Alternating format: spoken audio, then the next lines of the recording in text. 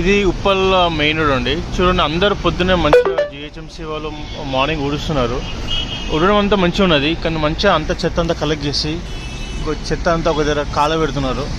ఇది public health ఎంత damage అంటే, ఇది ఎవరు చూసుకుంటారు? జిహెచ్ఎంసీ వాళ్ళే చూసుకోవాలి. జిహెచ్ఎంసీ వాళ్ళు కరెక్ట్గా చెత్త కలెక్ట్ చేసి కరెక్ట్గా రీసైకిల్ చేస్తున్నారా అనేది చాలా ఇంపార్టెంట్. ఎందుకంటే డైలీ ఇట్లా చెత్త కాలెట్టారు అనుకోండి, ఈ ఉప్పలు ఉన్న ఏరియా వాళ్ళందరికీ లంగ్ క్యాన్సర్స్ వచ్చి, హెల్త్ ఇష్యూస్ వచ్చి, బ్రీతింగ్ ప్రాబ్లమ్స్ వచ్చి అది ఎంత డ్యామేజ్ చేస్తుంది. సో ఈ చిన్న చిన్న థింగ్స్ కాదు ఇవి. This is a major thing actually. ఇట్లాంటి వాటి వల్లనే హెల్త్ క్యాన్సర్స్ వచ్చి, లంగ్ క్యాన్సర్స్ వచ్చి పీపుల్ అందరూ సఫర్ అవుతారు.